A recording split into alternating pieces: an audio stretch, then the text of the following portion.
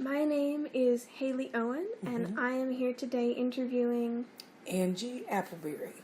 And would you mind spelling your name for me again? Oh, yes. And it is Angela, formerly Angela, and last name is Appleberry, Appleberry. I usually call myself Angie, though. Thank you.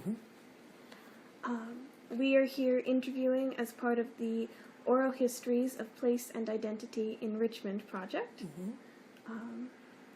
And the date is November 5th, and we are here in Angie's home. Yes. So thank you for agreeing to be interviewed for the Oral Histories of Place and Identity in Richmond project. What is your date of birth? I was born July 11th, 1956. And where were you born? I was actually born at Reed Hospital in Richmond, Indiana. Awesome. So Yes. you've lived in Richmond that whole time? Well, no. I was born here, raised here until I have kind of a, what do I want to say, divided history in a sense, because I was here in school. My grandmother raised me basically until I was 7, and my mother, I moved to Indianapolis. Okay, and I'll explain that. But I was made to move to Indianapolis when I was 7. And basically, it's like I went to school there, but every weekend, every summer, I was here.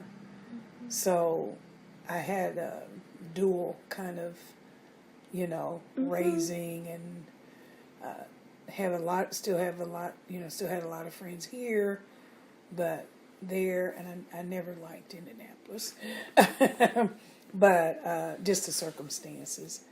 But I was born in Richmond and came back here to. I graduated, went to college. Where did you go to college? Started college at Indiana State University, Terre Haute, Indiana, when I was 18, and I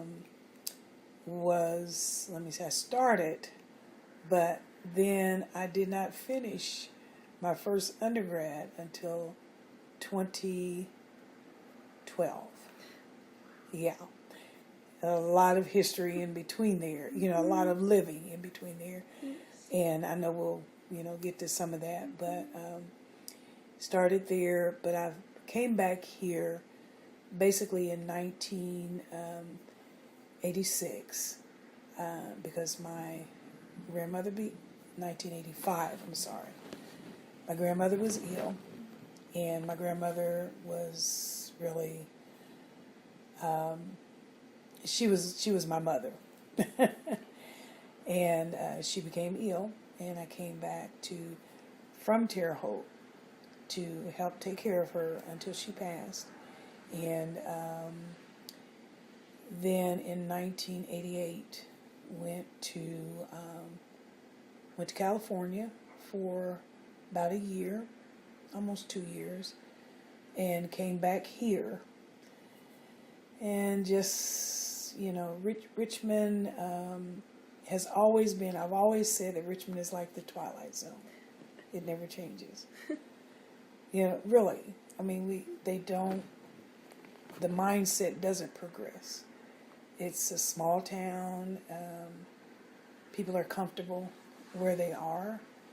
And they've made some strides as far as through art, through some of the business, that has come, but everybody's kind of comfortable in where they are, and they don't want to change. So I ended up, and I'll fill in some of the holes that I'm kind of missing, but, I ended up going to Atlanta for a while, and loved that. Lived there about 15 years, came back to Indiana for several reasons, to Indianapolis first.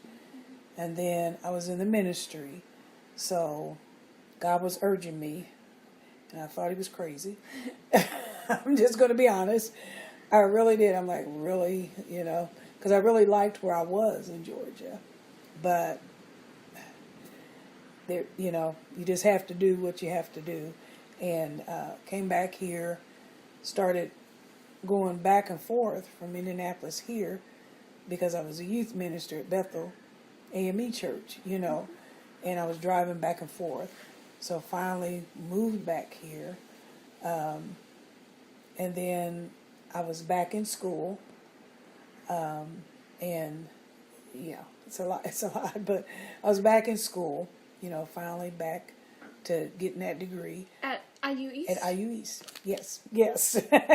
Got my IU East colors on. Your t-shirt. Yes, but yeah, and I ended up, you know, graduating from there, but I did AmeriCorps when I was in at IU East. Loved AmeriCorps. You know, I think I was probably one of the oldest students in AmeriCorps, but or service volunteers. But anyway, I did AmeriCorps, and when I graduated, I really was looking where I was going and got a position in AmeriCorps there. I did a lot of volunteer here with AmeriCorps. And are you familiar with AmeriCorps? Because it's kind of like Bonner Scholar. A little bit. Yeah, it is. It's on that same line of giving service. You know, you receive a stipend, but it's not about the stipend. It's about actually doing service. And it was kind of started by President Kennedy, or initiated by President Kennedy, because he wanted to do a Peace Corps here at home in America. So basically that's what it was, to eradicate poverty, you know, through programs, through education, that kind of thing.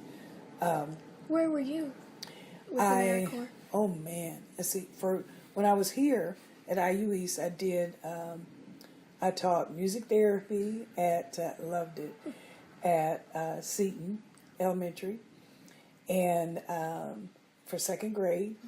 I also that's where I met Mary Jones from Earlham, did the after school arts and crafts, and we worked together with the arts and crafts, but we also did projects in the garden, because Mary was there, you know, for the garden, and we did projects. And we actually, if you go down today, you'll see them, the little garden murals. We had a contest and the whole thing, you know, where it's 6 designs were chosen, you know, and the kids we got to do. I had a ball with them. And I also did with Star Jeanette, some people say Jeanette, which is the music. It was the old music factory here, where there's a lot of history in that, because a lot of the jazz singers came through, you know, back in the day. And the trains used to roll through. I mean, they had Duke Ellington and all the, you know, just everybody would roll through Richmond. And Star Jeanette was the music factory where they made the recordings.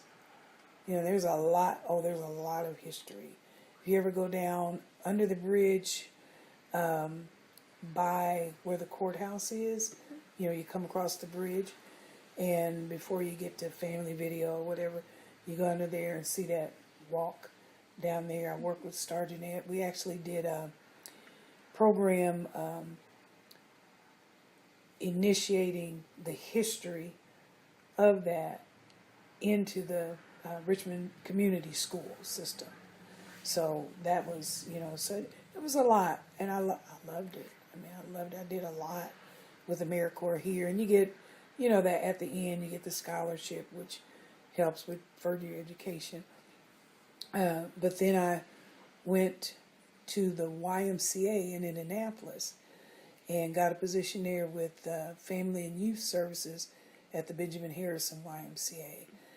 And because I've always been a person that all of my life we were raised, you know what I mean, my grandmother had 10 children, and she raised a bunch of us, and we always had kids, and so I've always loved kids, and I've always worked with youth, and that's what I wanted to do, and I, saw that position, got in there, and I did that for 1 year, and then the next year, I did the AmeriCorps Vista, which was community service and fundraising. Our community, what do they call it? Community engagement. Where I learned a whole lot about it then, because it was, I loved it, because you got to go out in the community and make a difference. Oh my goodness, community gardens, oh Lord, just the whole realm of what, especially with the fundraising, because I worked with economic development, all of that. I think they had me on every committee that they could, social responsibility and different things. And I did youth and government, we did leadership, youth and government. I worked with teens, love teens. They had the teen program, which every Saturday night the teens got together. They got together to play basketball games, socialize. We had different programs.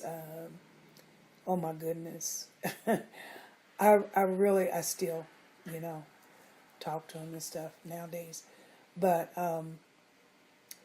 after that, because you only do it for a year, and then I looked for a job there, and I did, I was an assistant teacher at Belzer Middle School, and it was through special education, but it was more, it was reading intervention.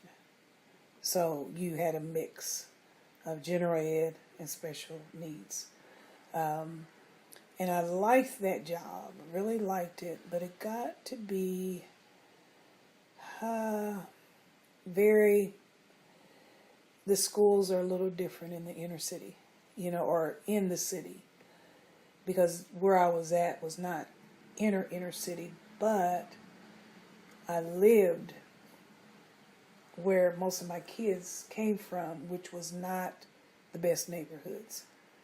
It was where I lived was in a house, but it's not the best neighborhoods, and it just got to be, I've never been afraid of kids, and it got to that point where I'm like, I'm going in the classroom kind of fearing for my life, so it was time to, and kind of took me in a depressed way, so I came back here, stayed with an aunt for a while until I kind of got myself. I was doing my master's too at the time, so I was, What did you get your master's in?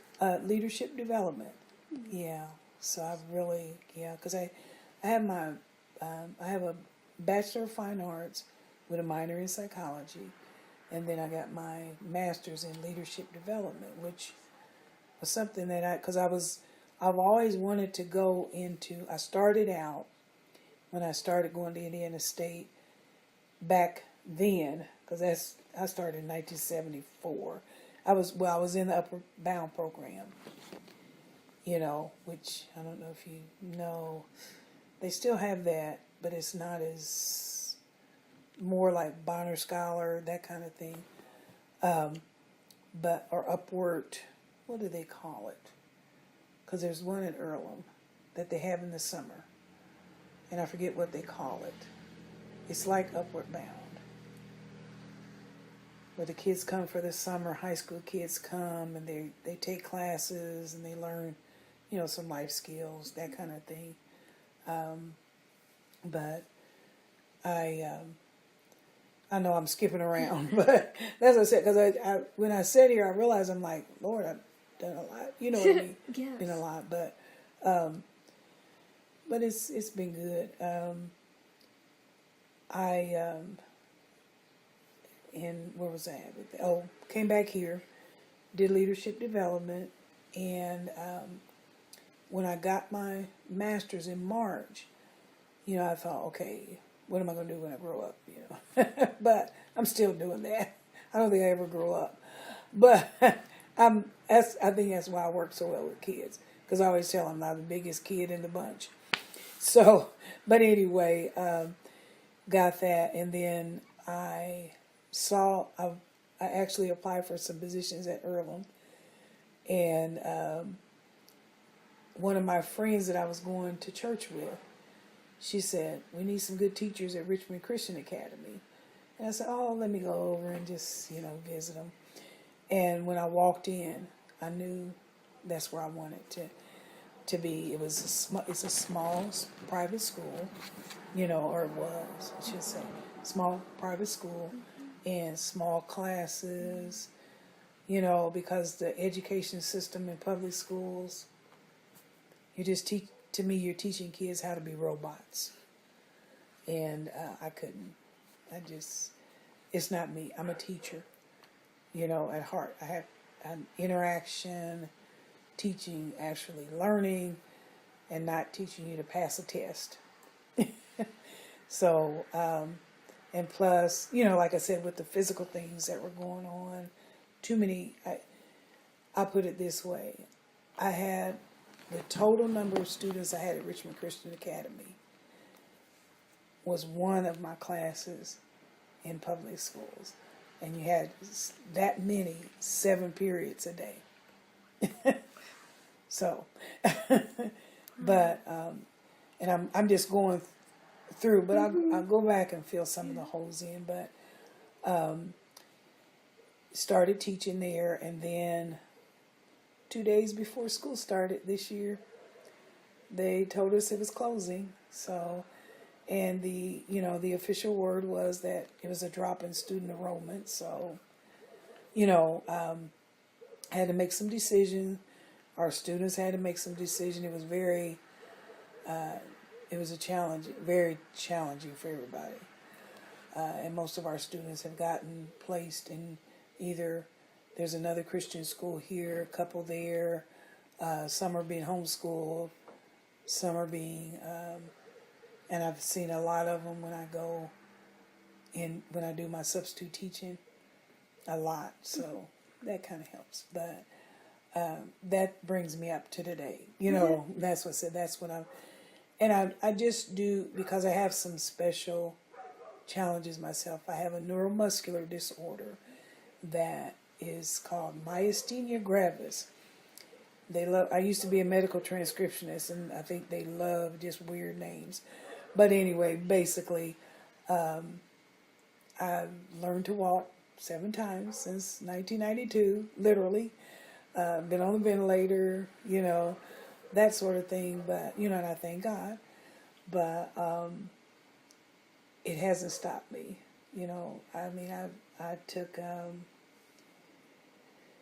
I've done a mission trip to South Africa with Horizon International, and it's called Women of Worth, and it was just the most, I really want to go back. I wanted to stay, but I was able to go, in the villages, do everything, everybody, I had a walker. So, and I think sometimes they were envious, I tease when I say that. Because when I did my study abroad in 2011 through IU East, the kids, I was the oldest of the whole group, including our professor. But, we went to Paris, Versailles, Lyon, Verdun, and they were like, I had my walker, and everybody was like, can we put our stuff on you? That's what I told them. I'm like, yeah, and you know what they had to do? I said, okay, when y'all get to walking real fast, I said, then y'all, because I had a bigger one then, and for the international travel, and they said, when y'all get to walking real fast, push me down the street on this thing. Cool, that's a deal. So we had, and it was fun. I'm silly, and we had a ball. I had a ball. Because it was a dream of mine. I've always wanted, being an artist since I was a kid, I've always wanted to go to the Louvre. Always wanted to go to the Eiffel Tower. You know, I got to see that and much more. And a couple of us, 4 of us actually stayed over because we were able to do that, you know, but we weren't under IU East then. We were on our own, but myself and another other group, we stayed in a hotel in one of the neighborhoods. And then one of my friends, her family was in Italy. So she went to Italy it was like a week, you know. And then my other friend he was real adventuresome. He did London. He took like the train, you know, London, then he did Athens and, you know, and then we met back up in Paris. But we had, you know, it was good. I mean, and I got to go at my own speed. You know, because if you've ever been to Paris, it's like New York City, up, down, subway, that. And finally we got, you know what I mean, we got to where we started using the bus, and I was really glad. But anyway. But I will say, when I was born in Richmond, okay, my mother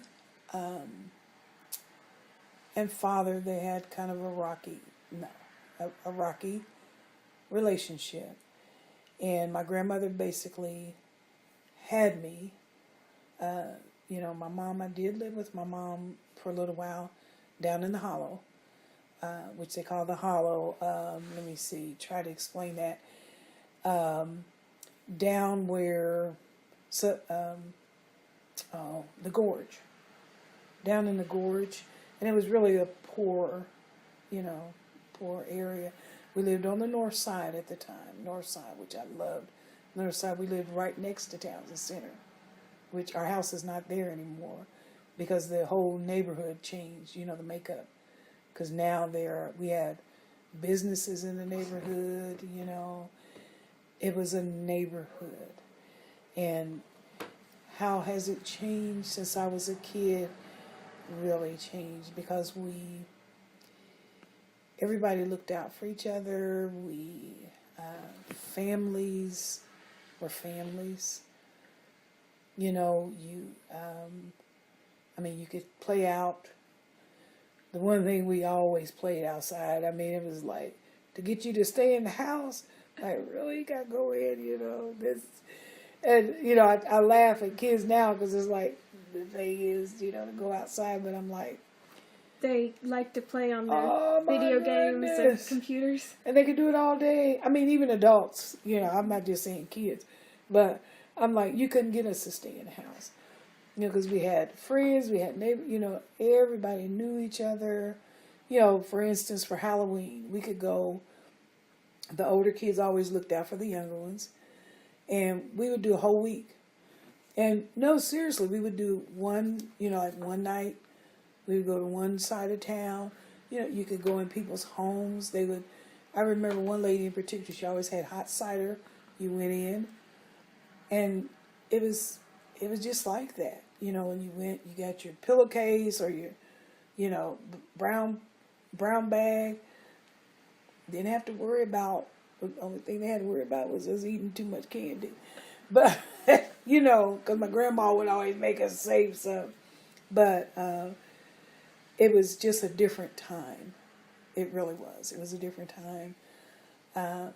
And my other grandmother, my dad's mom, lived right across the street. So my grandfather wasn't too fond of my dad because my mom got pregnant when she was, you know, in high school, senior in high school. But she did finish, and she was, you know, she's very intelligent, but, you know, I mean, it was life.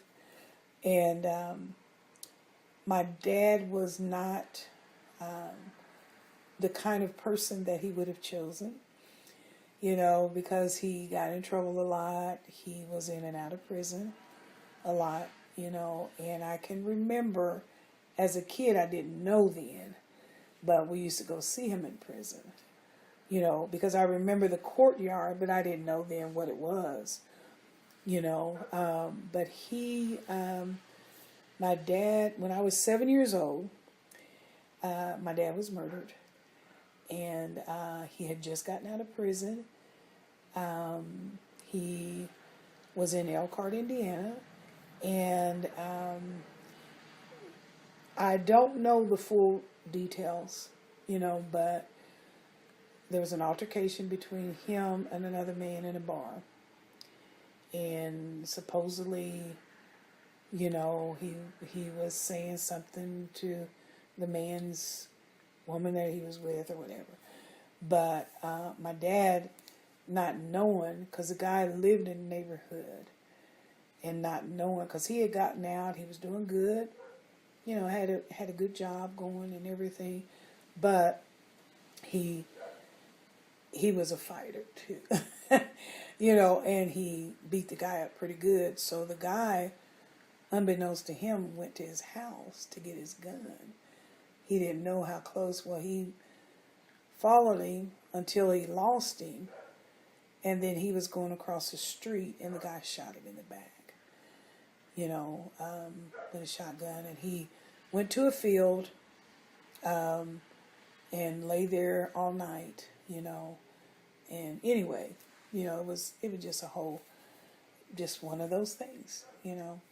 It happened, and I do remember when I was 7, because all I remember of my dad, that he was a good guy, because I mean, I was 7 years old, you know, and I didn't know it, but most of the time I saw him, he was out of prison, you know, and he would come, he was, you know, strong, he would carry us on his shoulder, he'd take us around, get us ice cream, you know.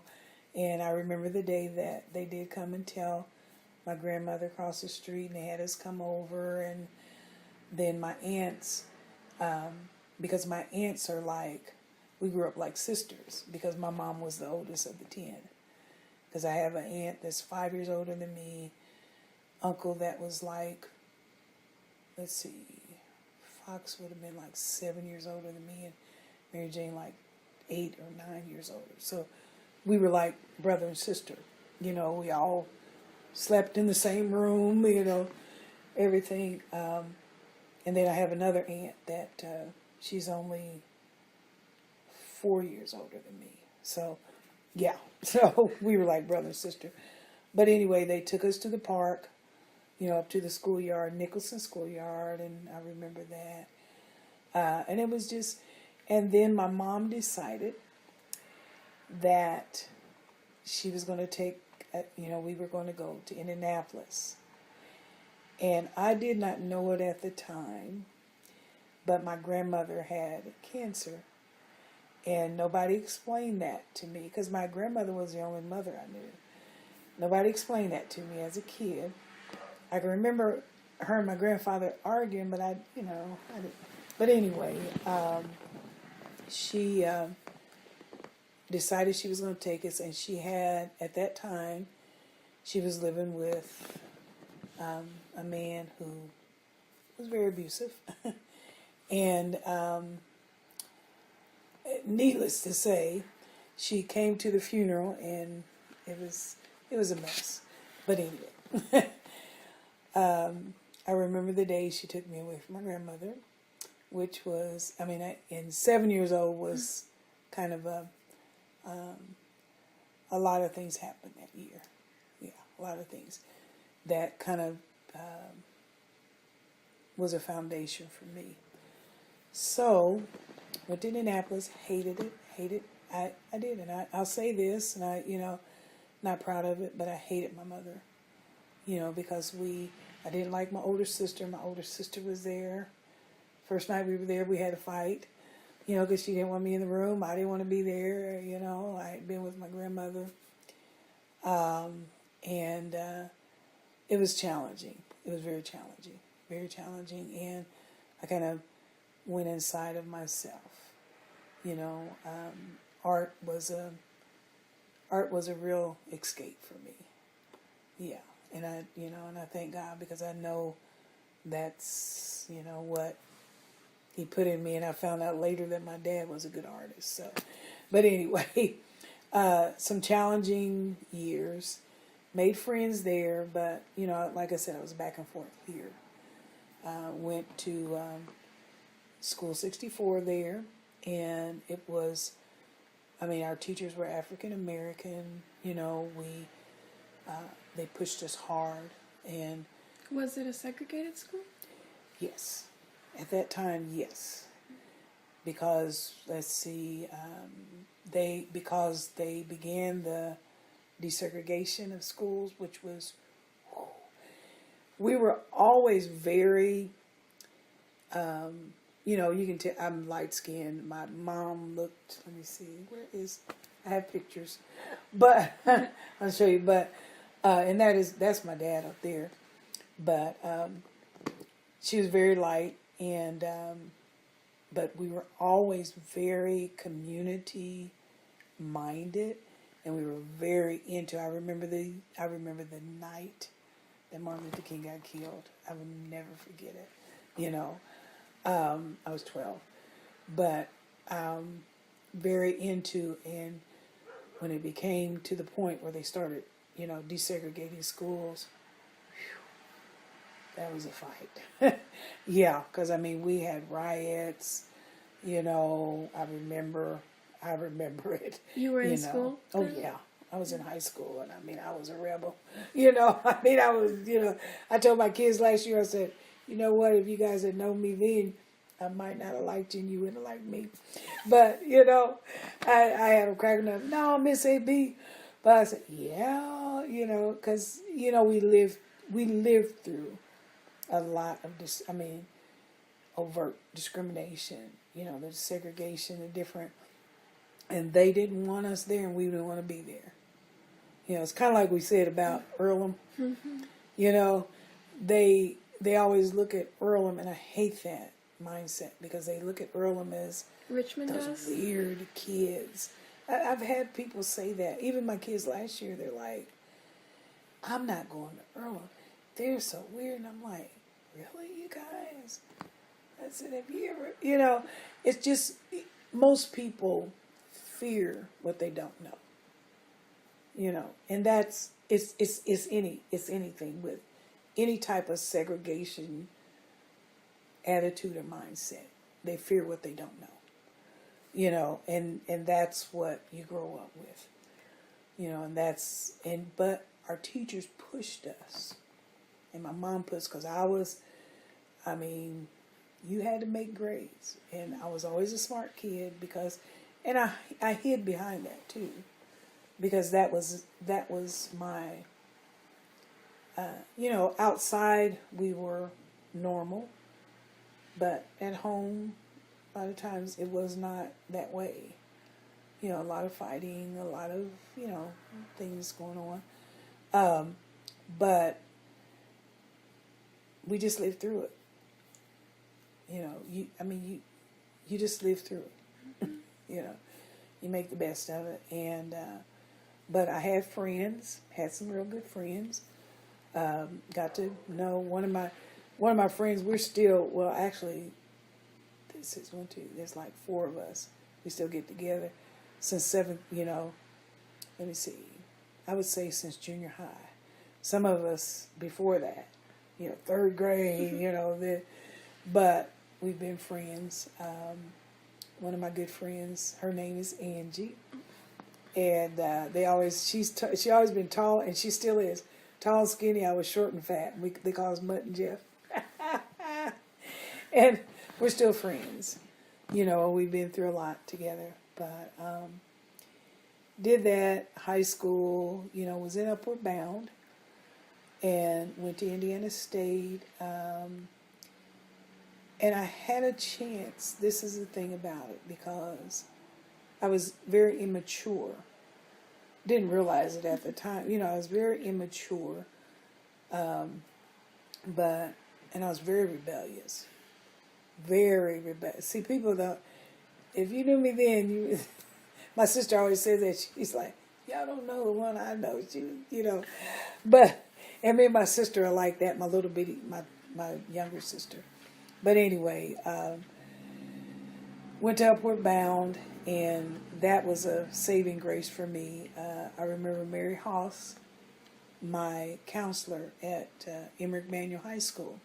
She was a white counselor, and she made sure that all of her students were going to succeed, and especially, the ones that did not have the quote-unquote privilege. And I really admire her to this day. I mean, she's gone, but I admire her to this day, because she was very fair, and she knew what we were facing coming in, and we made sure that, I was one of those students, made the good grades. When I didn't make the grades, it was because I just chose to rebel. No, seriously, because I was without a lot of effort, because they always taught us since we were kids to read and understand what we read, and we were very came from pretty intelligent. Even my dad was very, very good in math, very, that kind of thing. He might have had his social whatever, but he's very intelligent. But they always kept us, you had to succeed. And especially being black, you had to be 200%. Not 100, but you had to be 200. Because you were always going to be looked at as 50%. That's just the reality. I mean, that's just the reality. It's not, and I'm not saying that to, because some people blame and all that kind of stuff. But I'm trying to think, where else am I going with that? Where do you want me to go?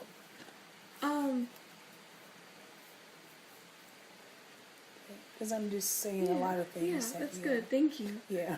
Do you still think that that's a challenge today? You mean the segregational mindset? Mm-hmm. Definitely. I mean, and more so today, especially, and I'll say this with number 45 in office, I pray for the man all the time. But, and I hope I don't offend you in any way, because to me, it doesn't matter, Republican, Democrat, whatever. It's about people. But I do see that, I don't think it has changed. It's just changed the way it's done. Mm-hmm. I always say I would rather somebody call me a racial slur because I know where your mind is than I would say overt prejudice and discrimination is so much better than covert. Mm-hmm. And I've seen a lot of that. Mm-hmm. And I don't, it hasn't changed, it's just changed the way it's done. And in Richmond? Oh, definitely. Yeah. I mean, I know back, I would say, I remember when I was looking for jobs at one time,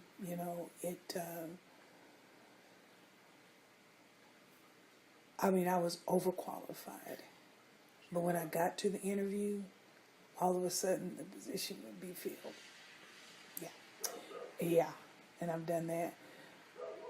But I think in Richmond, there is kind of a change, and I think even in the country a little bit, because whether people realize it or not, we have become a nation that there really is no color.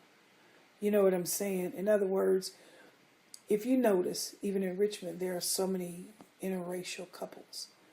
And I'm not talking about just black and white. I mean, they might be Asian and Indian, and I'm talking about Native American Indian. It might be any.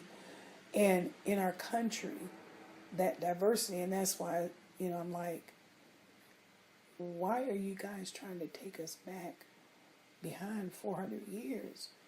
Because this is what America looks like. You know, and it's like, this is where people are. So, but I see that, but I'm going to tell you what I see more in Richmond is, like I said, people don't adapt to change so much. It's, they don't want to accept anybody that's, okay, if I don't know your mother, who your grandpa was, who you know what I'm saying, and who are you? And I don't have to do that. You know what I mean? It's like, I'm just not that, and it kind of, because I know I have some relatives that'll say, well, who are they? You know, and I'm like, what does it matter? You know, they're a human being. You don't, you know, well, they must be outsiders. You know, and that mindset, you know, I've had that mindset, and that just kind of, I guess, and that's what I try to teach kids, like, go outside of yourself, go outside of the country, you know, because even when I went to France, I remember, I always tell them, one day I went and the bus driver, and this was me, you know, and I accepted it for what my ignorance was, because, you know, I had my little book. I wasn't real fluent in French because it was a contemporary French civilization class, you know, and what we learned in class, we actually experienced it when we went to the different places, and we were kind of lazy in a sense because our instructor was from France, you know, so we were relying on him. So after that, you know, when I was on my own, and I asked the bus driver one day, and I said, can you help me find so-and-so? I mean, very adamantly, very rudely, no.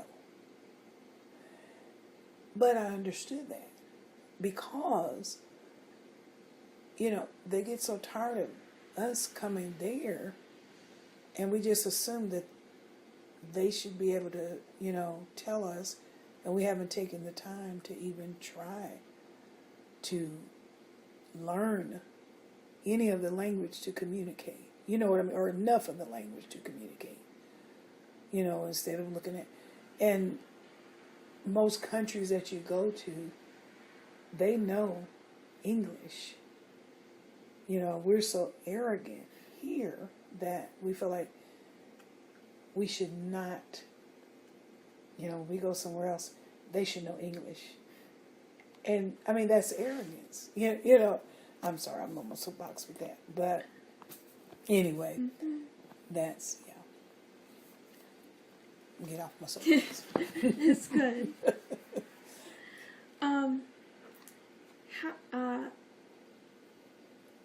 So you touched on this a little bit, but if you could just expand a bit. Okay. The furthest back you can remember Richmond, what was it like? The furthest back, when I was when I was a kid. Mm-hmm. Yeah. And when I was a kid, Richmond was, I was not aware until probably when I got to be,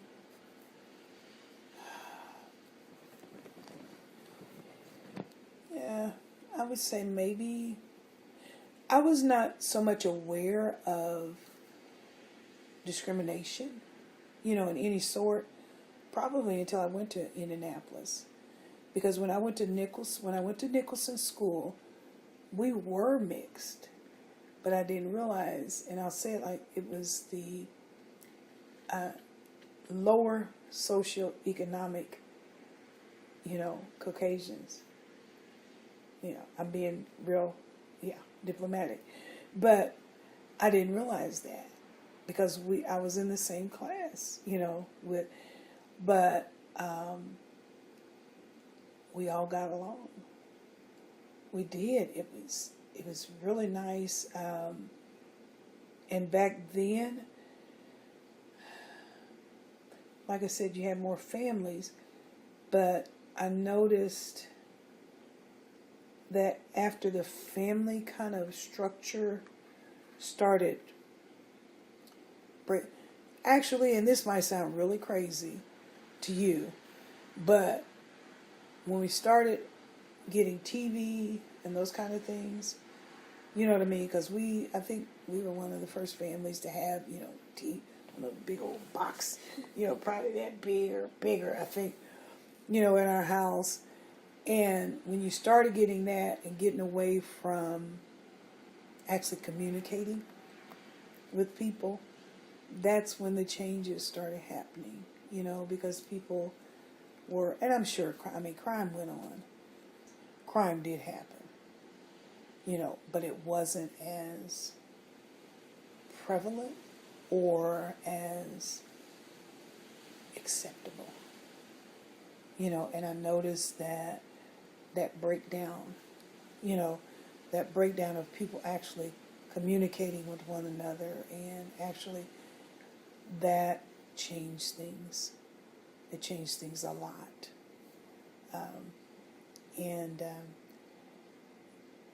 Richmond has changed. Actually, my grandfather, I was not old enough at the time, but my grandfather was responsible for integrating the movie theater. Yeah. He came here from, they migrated here because my family was from southern Indiana, Washington, Indiana. And they had moved to Chicago because at the time, I think he had, let me see, who was born in Chicago? My Uncle Fox. So he had like 5 kids then or whatever. But there was work. And he helped, start building them tunnels underground or whatever. But then he got on the post office. And he was on the railway postal car. And he used to ride through Richmond. And he really liked it. And one of his friends, whatever, lived here, and he said, I'd like to take my family there. So he came here, and my grandfather was, I'm telling you, a rebel. My mom was a rebel. And my grandmother, thank God, was a very, she was a quiet rebel. Very effective. But he was outspoken. And he's like, oh no, he actually got white parents, he got black parents, because you could not sit in the same section, And he actually got them, I think they did it over, and he made his kids, they were guinea pigs, but they actually helped integrate the movies here. Yeah, so Uncle Johnny, them, I know they thought, oh Lord, here we go, But, and that's why I say it was different, it was still here, discrimination, that kind of thing, but we didn't notice it because the neighborhoods were we looked out for one another. And where we lived, it were what people would call the poor whites, and as long as we didn't bother anybody, now we can go trick-or-treating, you know what I'm saying, but as long as you didn't try to get, and he pushed it. My mom was probably lighter than you, no, seriously, and she was, I think, one of the first blacks in girls, what was it called, Girls State, because I've got pictures of her in the high school. That was a major. Even light skin, you know what I'm saying? They still, and so he pushed it, and that sort of thing. But as far as the makeup of family and stuff, we felt safe for the most part, and it just changed, and it's changed nowadays because people don't. I mean, you already know. I mean, not you don't even have to go through the opiate crisis. You don't even have to go through. You know, you can walk down the street and not feel safe. We went everywhere. We rode bikes everywhere. We walked. You know,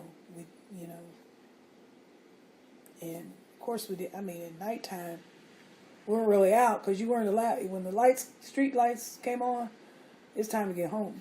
And our house was always the one where everybody came, played red light, green light, what's the other one? Hide and seek, and, all of that, because we had the corner, we had the most kids. Everybody was always, in our that kind of thing. But it has.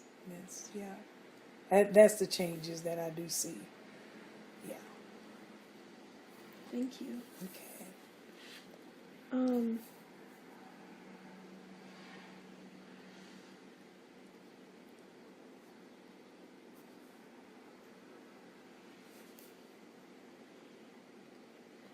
So, you mentioned like the community of children when you were little, and that of course your grandfather helped to integrate the movie theater. What other ways did some of the adults in your life participate in the community? Oh, wow.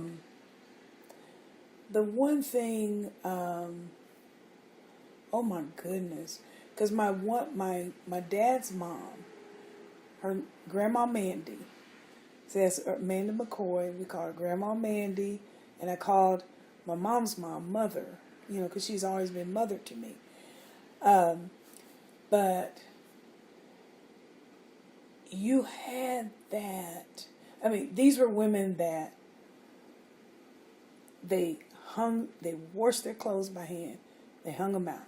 They, every day you would, in that camaraderie, and you could see that in the women. And you're talking about cooking. Ooh, Lord mercy. I mean, you could come together on some cooking. You know what I mean? But everybody, and especially the women, everybody looked out for everybody's kids. And you could count on that. Definitely count on that.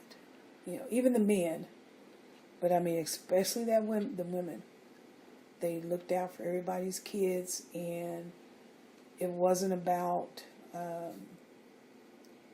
nowadays if you say something to a kid, oh Lord, you let him get killed. Seriously, but it was about if you did something by the time from Nicholson School, which is torn down now, it's like where the projects are down on the north side. But if you did something by the time you got to 831 North 12th Street, oh Lord, everybody, everybody knew it. But no, that's what I did. And I also saw where, other than, like I said, my grandfather, but because I was African American, black, whatever politically correct, it depended on what year it was. 1 year you was black, the other, now it's African American. Yeah. But at that time we were black, But because to call yourself an African American, that wasn't even, because I didn't come from Africa, that crazy. But like Townsend Center was the community center that really made sure that kids got sports. We had tutoring if you needed. You could go hang out socially. I mean, that was like the central hub of everything. So, and you knew, you knew who the community leaders were, as far as those people that you could look at and say you knew that they were going to fight for you. Yeah. Yeah. And now it's,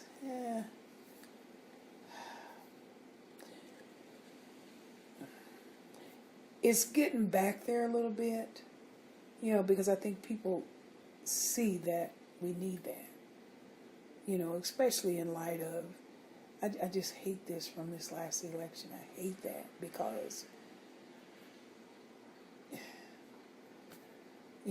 just the hate that was promulgated, just the whole thing, that's, but anyway, but you knew who your leaders were, and they pressed and they pushed and they made sure, and you were proud, and I remember we laughed because we were looking at something, I was spelling bee champ, we were, my aunt she got runner-up, city runner-up, and we were laughing because we looked at an article in the paper, and you could see, like, by family, those that had perfect attendance, and we just laughed because we were like, you didn't have a choice. You were not going to miss school. I mean, you had to be dying, We had perfect attendance, and they put it in the paper. So that kind of, you know what I'm saying? In other words, the community cared about you. They were proud of you. You felt proud. They cared about you. And, I think we're getting back to that some. But then I think we lost some of that in between. Mm-hmm. Yeah.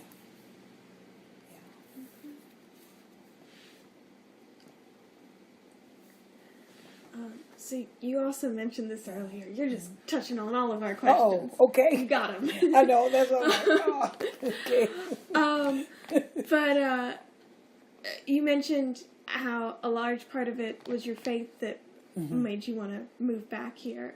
Can you talk a little bit more about the decision to come back to Richmond? Yeah, that was a hard one for me because when I left here, I had actually answered a call to ministry before I left here. That took me all my life because I'm like, I told God I don't even like preachers, so why are you even trying to, do this thing? But seriously,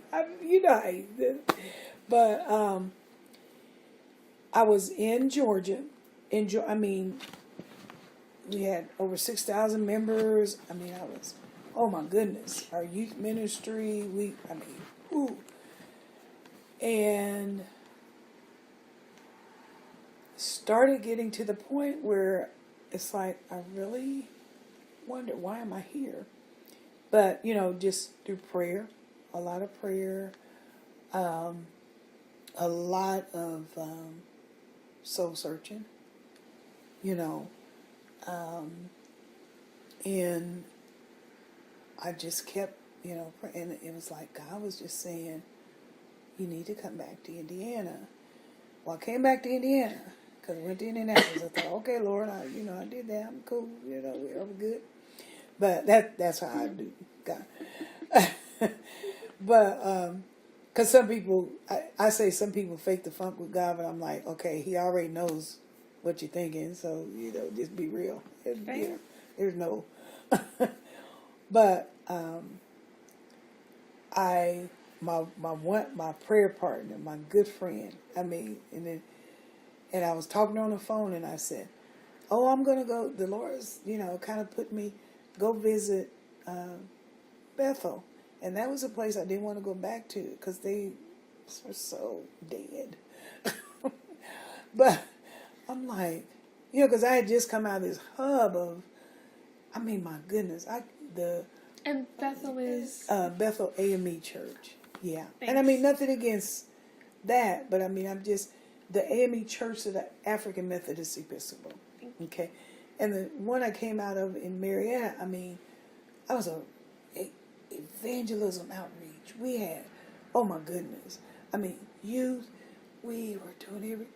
And I'm like, really, God? But just one Sunday, he's like, go over and visit.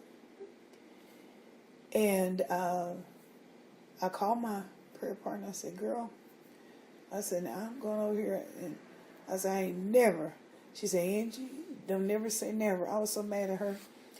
Because when I got back, when I went, and God was really just speaking to me. He said, this is where I need you. You know, and the pastor there was a woman, which was a major for them. Because that's one thing, I don't know if you notice that in this town. You probably don't notice this so much because it's changed some, but especially in black churches, women in the pulpit, no, seriously, there are some churches that will not allow a woman in the pulpit.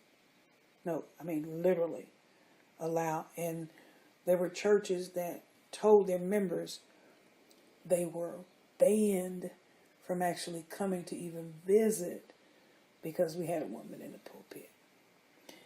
Seriously. And there's still some. Yeah. And that's what I'm saying, you know, that kind of thing. And I know that's like, I can't believe that, but it's true. Yeah, because I've experienced that. And just an awesome woman of God. She really, and I kind of fought that. I'm like, oh, not her as a woman minister. That, oh Lord, that didn't even faze me. But long story short, after prayer and God was speaking to me, you know, through, oh Lord, not let me sleep, not let me, and I did, and I actually ended up, I mean, I probably traveled, I know 40 like the back of my hand, traveled back and forth, and finally gave up and said, well, I guess I'm supposed to be back here. I don't want to be back here with these folks, but but anyway, that's what happened. Yeah. Cool. Yeah. So I was obedient. Like I told you, I'm a rebel. So I'm real with God. Mm-hmm. I'm like, hey, I'll tell God, I say, look, you know I don't want to. And even if I don't like somebody, I said, you know I don't like them. But I said, you got to help me. Because I know I'm supposed to love them. But you got to help me. I mean, like I said, I don't fake the fun. Because it's like, he already knows what you think anyway. So, anyway. Thank you. Okay. You're welcome. So first of all, currently, now, yes. What do you like about Richmond?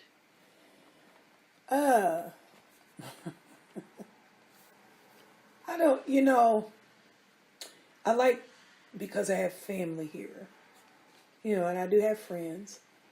And actually, I'm kind of at an impasse, to be honest. I like because I'm 61 years old, and I do like that it's slower pace for me as far as physical, but I'm actually wanting to do some international teaching, you know, and maybe not for ever, you know, but I really would like to, you know, if I can, because I've been looking into Peace Corps or, you know, different programs that do that. But for right now, I like my friends, I like my family, I like, you know, my little place when I get it straight now. But yeah, I keep looking at like, oh, this is a mess, you know. But I do like that kind of quiet. The one thing I still do not like about Richmond, though, is that it's real cliquish. You know, I just, because I'm not a cliquish person. I can tell you an incident when I was a kid, and I'll never forget this one. There was a family that, and I mean, we were poor. We didn't even realize we was poor, you know. You know, when you're a kid, you're like, oh, yeah, we was poor. But they were really kind of outcast. It was a black family. They were really kind of outcast. Everybody looked at them, you know. Ugh. And I'll never forget it. I've always been like this. I went and I befriended the little girls in the family. We got to be good friends. And I went one day and played, and it got to be dark. And that's a no-no, you know, because my grandmother was really worried. And boy, she was frantic when I got home. And I was like, I just forgot, you know, we was having so much fun. We were just playing in the yard. That's all. We were just playing in the yard. But I'll never forget that because I always accepted. I like people that were different. And that's the only thing that it really bothers me about here sometimes. It's like, y'all are so narrow-minded. Come on. Stop that. You know, it's like you have to have a title or a degree, or you have to know, you know, like I told you, Mom, this. But other than that, I like my little peaceful place and stuff. I'm pretty much, when I'm at home, when I'm out, I'm very social. But when I'm home, this is my haven. Yeah, I really am kind of what do I want to say? Non-sociable. I know some people would say that. I know here. Introvert? Yes. And I used to be very introverted when I was younger. Oh my goodness. Whoa. Very introverted. Very, you know, but I've gotten out of that. Definitely life makes you like that. But I am. I would rather, because most people, that's what I say. And even my one friend, because she helped me bring some, because a lot of this is the stuff that I have from school, and I'm trying to get, because I have art. But anyway, I said, you you realize I don't let anybody in my house. No, it's okay. No, I apologize because I wasn't where I was supposed to be. But no, that's fine. But I'm very private. I don't even let my neighbors. You know, I am very private. Now I'll go down to the community room, but me and my younger sister are like that. It's like, I don't know, it's like my place of safety or my haven. And now my mom, totally different. Totally different. I'm like my grandmother. My grandmother was like that. You know, so anyway. But that's where I am with Richmond. It's okay. It's okay. It has, you know, it can improve, but it has its good points too. What do you think it would take to make it improve? I think what they're doing with the economic development and trying to get more of the connection to like the arts, you know, visual, performing, I think that's going to be a big plus, because in Richmond you have families that raise their kids, okay? Then you have older people. You notice that. There's a lot of restaurants here, you know. But between the ages of about 18 to about maybe 35, there's not a whole lot. And if they can bridge that gap, and especially between 18 and 25, because, I mean, yourself, I know you have Earlham campus, because I know Earlham does a lot. But in the city itself, seriously, you probably can't really think of a whole lot that you can do other than go eat somewhere. I mean, and that's not what old people like. You know, I mean, young people like to eat, but you have all this energy, and they have, and productive energy. And that's why you have a lot of increase in crime and different, and the drugs and different. I mean, that's one of the reasons. I know there's several others, but I think if they can get someone that will actually be able to see through the lens of those age groups and actually know, okay, what do we need to do? What do we need to bring? What do we need to do that? Because they just fall off the map. It's like by osmosis, you just expect them from 18 to 25. Okay, when they're 25, about 25, they're going to settle down. But what do they do in between there? And even teenagers. I mean, what do you, kids are, my goodness. I mean, I'm an old lady, but like I tell them, I said, please, I know you guys, y'all don't want to hang with me. I mean, they need to develop more youth programs that are safe enough, to, and not, my thing is stop judging them so much, because they're not going to do what you do.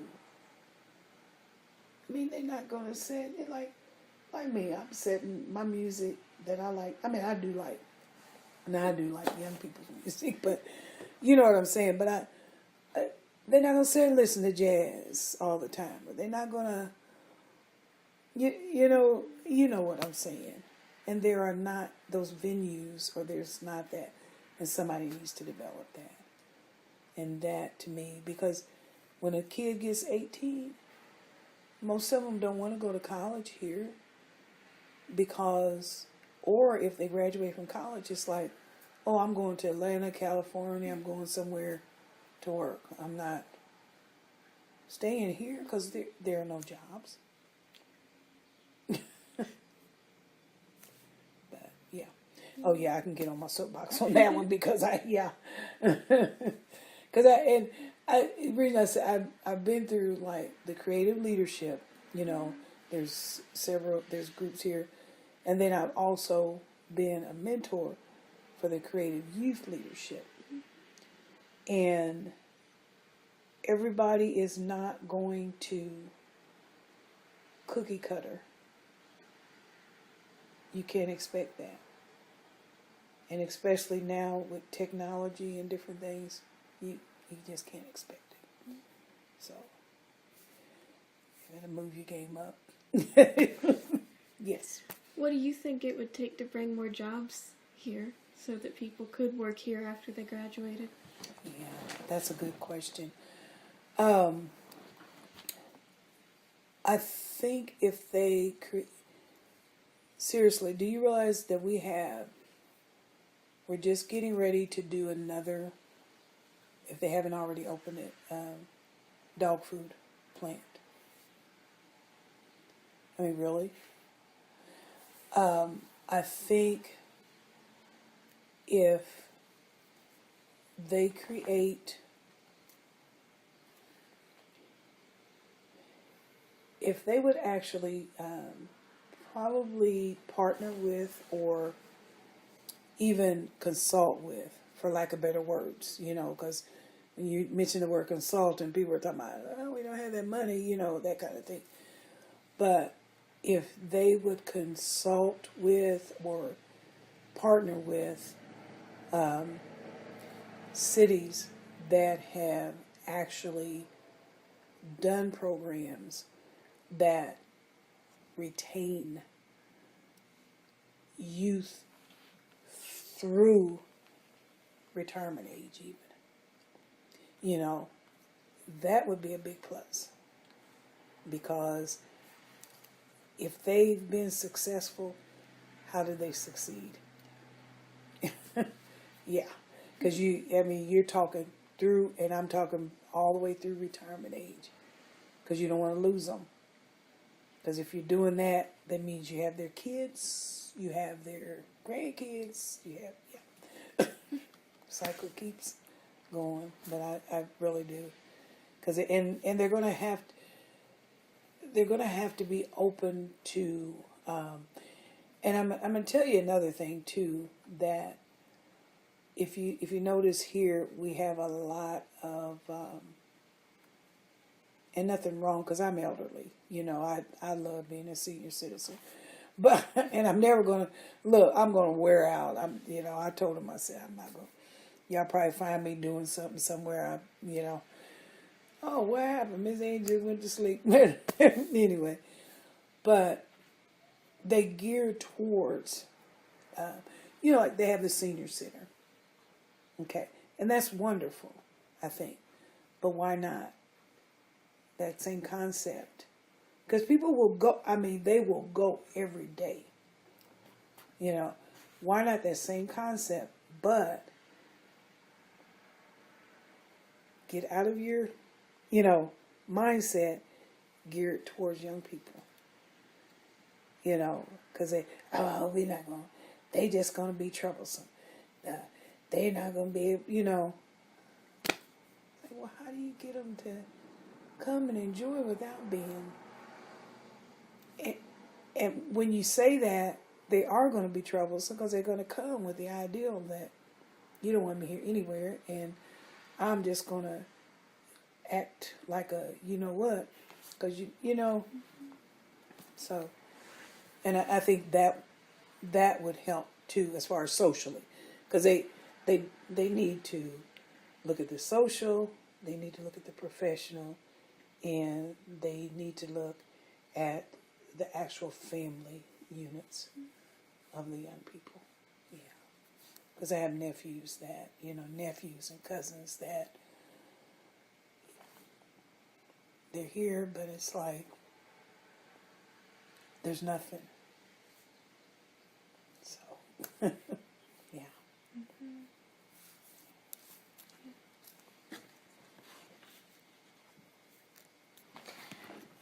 How do you think that your attitudes and opinions about Richmond are different from or similar to those of the people that you know? Wow. I know that I'm a little different because I know, like I said, I kind of go against the rub a little bit because I'm, as far as, I think they differ in that I would love to see more acceptance of diversity. And I hate to use those coin words, but that's, no. Acceptance of inclusiveness of diversity. I would say that. I think they are the same as some, because I do have a lot of friends who are a little bit, off the cuff or whatever. But I do have family members that don't want to change. You know what I mean? So I think that I've been here since I was, a kid, basically. So I do know how to, quote unquote, fit in, but I'm not a mold fitter, if that makes sense. I'm not going to allow you to make me something that I'm not. And I think a lot of people, or not a lot, but some people, they might see that as, she's, you know what I mean? She's just, but they know my grandpa, they know my mom. So, it's like, she's just a rebel anyway. So, but no, I do. But I do understand. I do understand the safety, the mindset of safety that goes with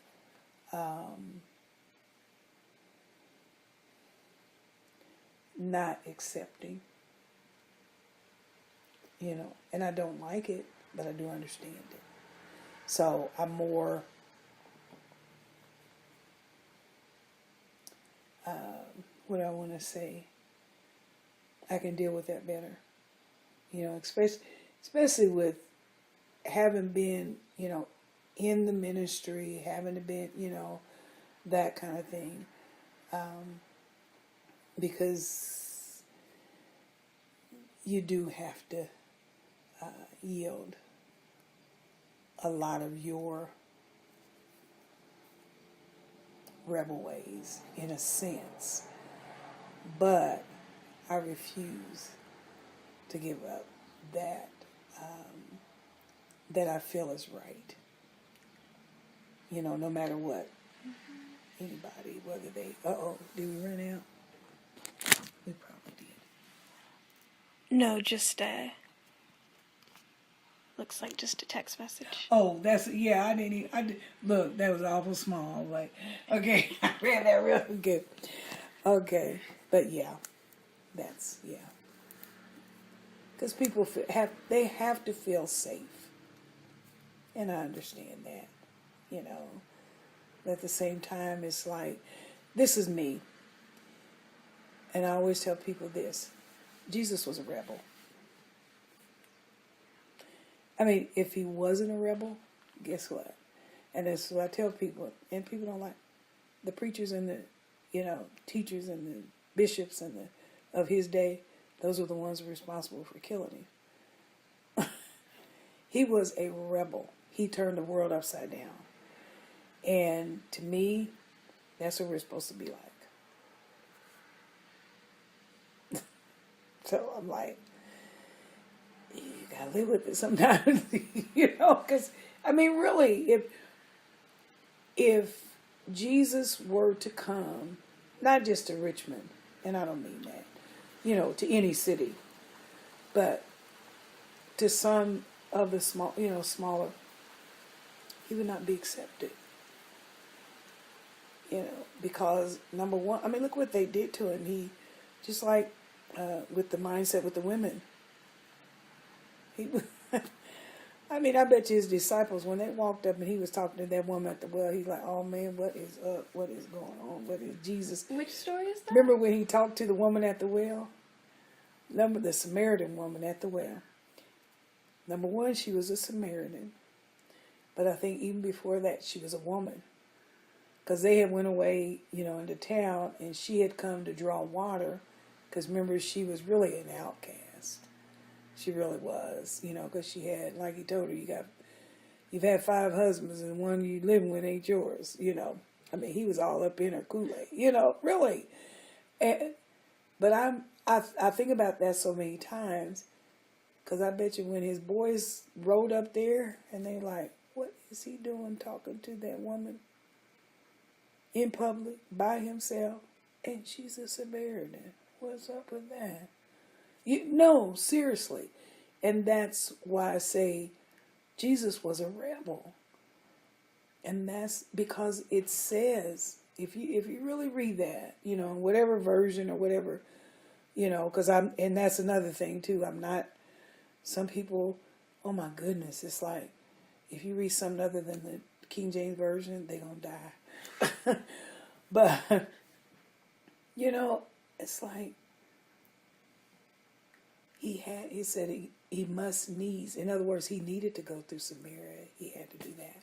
But anyway, we're gonna go. Look. How do you think living in Richmond has influenced who you are? Ooh. I think that, with the family, because I have had, a lot of family support, and that has helped me to become more confident in myself. And I think just what I've said about even the, not acceptance, I think that has helped me to be more accepting, and it really has influenced me to want to travel. Because that's I really, and it's just something that's always been in me and my little sister. She's getting ready to go to Africa to live, and I'm like, yes, save me a room. But and she's lived all over. She's an attorney. She does it, but she's lived all over the world. But I think that has helped me to actually be more accepting of people and wanting to understand people better. Yeah. So. Do you have any final thoughts you would like to share? No, I can't think of anything. I think I've said a lot. Yeah, but no, I enjoyed just being a part of it, and hope that it. I'll say this: I like the ideal of, the professor or whoever came up with this, because I think it will help. I'm hoping that it will help kind of bridge that gap between it's almost like an invisible wall. You can't see it, but that invisible wall that is between the community and Earlham, because IU East is accepted, Ivy Tech is accepted, but it's like Earlham, oh, that's just Earlham out there. And even though people come to the different, events, and I think that's helping, but there's still that invisible wall between, oh, those are just a bunch of foreign kids that come in, and you know what I mean, or those kids just, they're either gay or they're this or that. I mean, come on, you guys, it's 2017, and I mean, not that. I mean, there are personal things that I believe in, but it's okay. You still have your beliefs. It's not going to, not rub off or, anything like that. But just accept people for who they are. But I think that it may help kind of chip away at that invisible wall. I hope. I do. I actually have one thing that I was curious about. Yeah. Because it touched on, it's related to something that somebody else mentioned in a different interview. Okay. You said that, growing up black in Indiana, you had to work 200% because they only saw you working 50. Right. Would you say that black kids nowadays still have to work 200% because they only see them working 50? Or... Yeah. Mm-hmm. And the sad part is, and I see this as an educator when I go into the schools, is that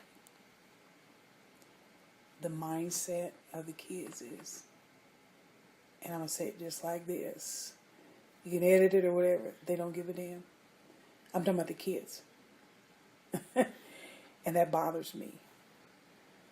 Because I don't have to, I don't have to prove to them any, And it's like, no, but as a human being, they are looking at you, and it doesn't matter. The mindset still, and the mindset is still there, and because of the